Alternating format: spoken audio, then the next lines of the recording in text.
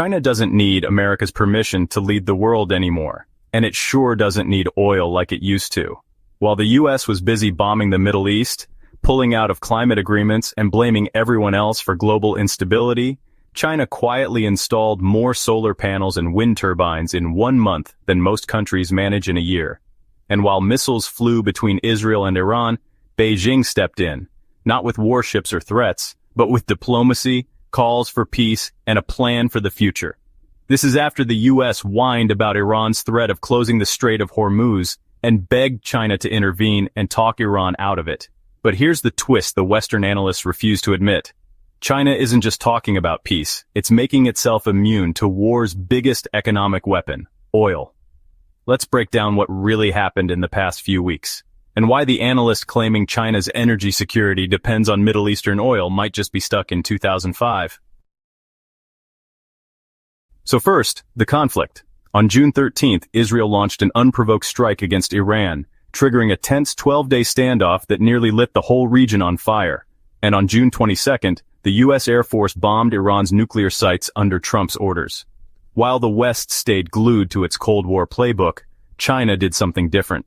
Beijing condemned Israel's actions as illegal under international law. Foreign Minister Wang Yi picked up the phone and called for calm. President Xi Jinping backed him up with a message urging de-escalation. And at the UN Security Council, China joined Russia and Pakistan in demanding an immediate, unconditional ceasefire. Iran, in turn, threatened to blockade the Strait of Hormuz, a narrow waterway through which 1/5 of the world's oil flows. That's the kind of move that sends shockwaves through markets. Western analysts immediately sounded the alarm. China could be in trouble. It imports over half its oil from the region, they cried. But here's what they missed. While missiles were flying, China was building, fast. Between January and May 2025, China added 198 gigawatts of solar power and 46 gigawatts of wind. That's enough clean energy to power a country the size of Turkey or Indonesia. And in May alone, 93 gigawatts of solar, almost 100 solar panels every second, and 26 gigawatts of wind, or about 5,300 turbines. Let that sink in. While the West panicked over oil choke points and military flashpoints, China installed enough renewable power to match Poland's entire electricity use in just 1 month. Right now, China's total solar capacity has crossed 1,000 GW, half the world's total. That's not a milestone, that's a revolution. So when US officials claim China is at risk because of Middle Eastern oil, it's either dishonest or dangerously outdated. They try to guilt-trip China into talking peace to Iran for the sake of oil, without realizing that China's oil dependency is decreasing. Yes, China still imports oil, and it actually is increasing oil imports, but it's increasing green energy at a far higher pace. And that's not to mention the oil imports heavily shifted from the US to Canada, another Trump failure. This is not the China of 2010. This is a country actively building its exit from fossil fuel dependency at record-breaking speed. The data backs it up. China isn't just installing panels and turbines for show. President Xi has explicitly linked the country's economic recovery to clean energy. In April, he said China now has the world's largest and most complete new energy industry chain. That's not just solar and wind. It includes battery storage, EVs, and high-voltage grid tech that makes fossil fuels increasingly obsolete. So what's really going on here? China sees stability as a prerequisite for economic growth.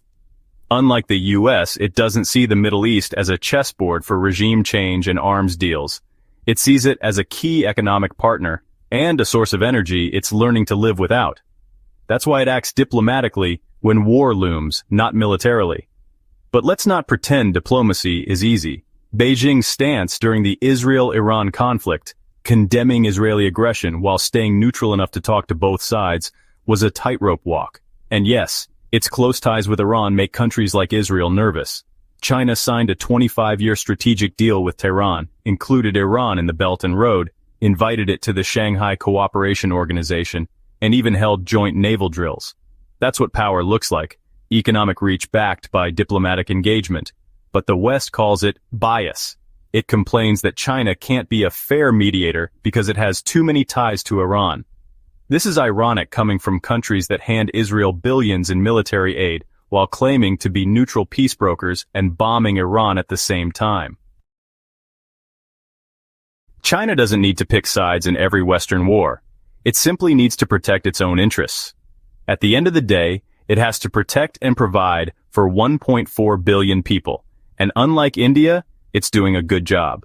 And with oil dependency declining, its interests are no longer tied to the Strait of Hormuz the way they once were. Even during this crisis, China made sure its message was clear. Stability matters. The foreign ministry called on the international community to de-escalate and avoid broader economic fallout. That wasn't just a PR move. It was a signal. China wants peace not because it's soft, but because war hurts markets. And China is a market-driven power. Here's where the analysis gets lazy. Some Western experts argue China's influence is limited because it lacks military power in the region.